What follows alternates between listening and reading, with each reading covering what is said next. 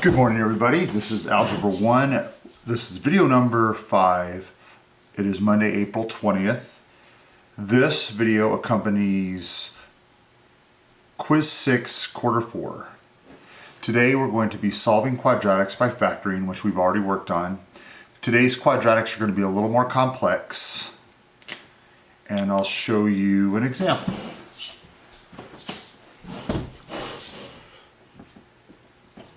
The first example is 3x squared equals negative 13x minus 4. You can see that this one is not set equal to 0 yet, which we need to do.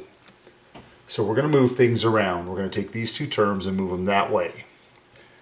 And when I rewrite it, remember, when we move these terms, they're going to change. That minus 13x becomes plus 13x. Whoops. 13x. That minus 4 comes across this way and becomes plus 4. Once I move everything from this side to the other side, all that's left over there is a 0, and they have to look like this to solve them. So now I work on my factoring.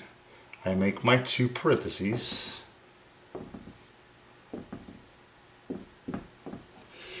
and then I look at my factors of 3, and I only have 3 and 1.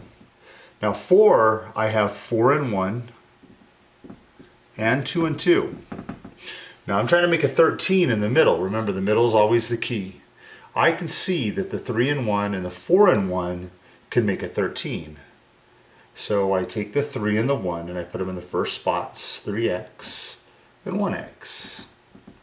I take the 4 and the 1, I'm not using that one, and I got to put the 4 here because see, the 4 and the 3 makes a 12. And I'm going to put the 1 here. So now I have a 12 on the outside, a 1 on the inside, and there's my 13 that I'm always trying to make. But it's positive 13, so I have to add them. They have to both be plus. Once you get to here, if you can make your two parentheses, then you take your two new problems from the parentheses, just like we've been doing, and you set them equal to 0. That'll be one answer. You take the other parenthesis and you set it equal to 0. And that's going to be your other answer. Once you get here, it's just straight algebra. I subtract 1 from both sides, and I'm going to divide by 3. So I get 3x equals minus 1. Divide by 3, and your final answer is negative 1/3. Your other answer doesn't have a number in front of the x, so you're not going to get a fraction. You're just going to move that plus 4, and you get x equals negative 4. Like I said, they're a little bit more complicated, and it's because you have a number in front of the x squared. But you have spent plenty of time factoring those problems, so I think you're going to be able to do these without too much issue. There's only one assignment this week too, so that'll help you out a little bit. So the next example, and I'm only going to give you one more because these are basically all the same. It's going to be 3x squared minus 8x equals 3. 3x squared minus 8x equals 3.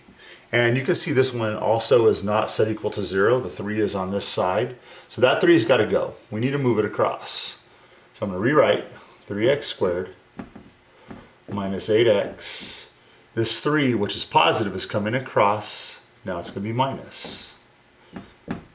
Once I get everything on one side, it's set equal to 0. Now I can factor it. 3. Only one choice, 3 and 1. And then you got a 3 over here, only one choice, 3 and 1. I am ready to put my parentheses in and try to make this thing work. So I'm trying to make an 8 in the middle. There's what I'm trying to do, that 8 right there. So I can look at these and I can see an 8. I have a 3 and a 3, which will make a 9. I have the 1 and the 1, which makes a 1. I can make an 8 out of a 9 and the 1. So this 3 and the 1, remember this side always goes in the first spots. So 3x and then 1x. And then this 3 and the 1, I have to put them in the right place or it doesn't work. So the 3 has to go here because I need to make a 9. The 1 has to go here. Now I have a 9 on the outside, I have a 1 on the inside. There's my 8.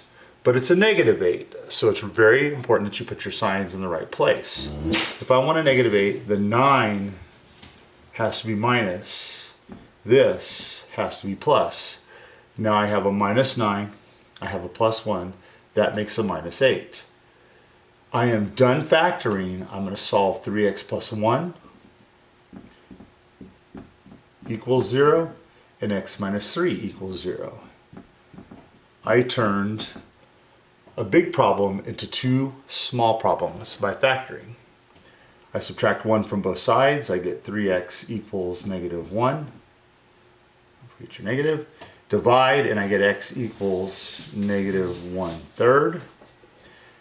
The other equation, I add 3 to both sides and I get x equals 3. We got 2 answers, which we knew we were going to do because we started with the power of 2, which tells us we're going to get 2 answers. There's your 2 examples for today, and thank you very much.